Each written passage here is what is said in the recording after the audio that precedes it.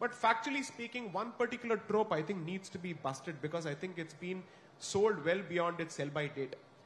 I'm sorry to say, after partition, people did not choose to stay here. The elections prior to the partition of 1946 spoke volumes.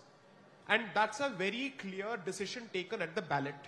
And therefore, when you choose to speak about history, let's be clear that perhaps practical considerations came into existence which prevented a mass migration, but certainly not patriotic considerations or Bharatiya considerations. I think that myth needs to be busted, and we cannot sell it any further.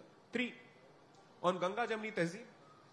Well, while I have several reservations with Dr. Ambedkar, the one thing that he was crystal clear about in his book, Pakistan or the Partition of India, which was published on the eve of the partition, 2 books were published by Rajendra Prasad in 1946 and Dr. Ambedkar in 1946. In which he clearly says that the so-called Ganga Jamuni Tehzib, or the syncretic culture that is celebrated over and over again, is a product of the incomplete conversion of the converted Hindu to Islam.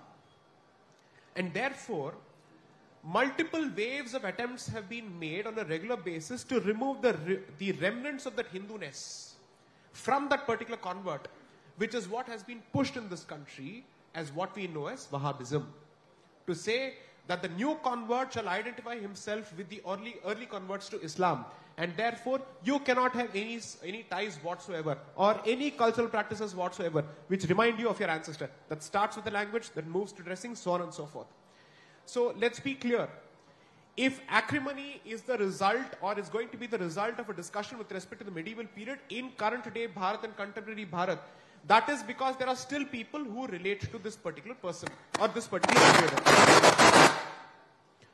Had that not been the case, why should there be a resistance with respect to the reclamation of a particular, let's say, structure that was built by an invader? Whether it's Babri Masjid or Gyanvapi Mandir or so on and so forth, these were built by invaders. Obviously, they were not built after the independence of this particular country. This is not a structure that has come into existence after 15th of August 1947. Why do you relate to this particular structure? Because the mindset that has been imposed on you at the peril of the sword and let's say at the pain of death prevents you from accepting your past, and therefore it's going to be a constant tussle each time there's a discussion with respect to the past. So I refuse to buy the fact that history is no more relevant or that it's possible for us to have these discussions objectively. I agree with Mr. Verma on this point. It cannot be objective. That's exactly why I concluded my first opening submission by saying all of us have our biases. It's impossible for us to say that we don't have biases. We are human beings. Impossible.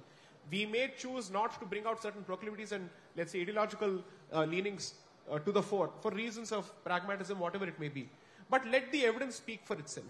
But if the evidence leads to a different conclusion and it has consequences on the street or elsewhere, then the people who choose to resort to the street merely because truth is being presented in a public forum are to be blamed. History is not to be blamed, and certainly not those people who wish to present that version of history.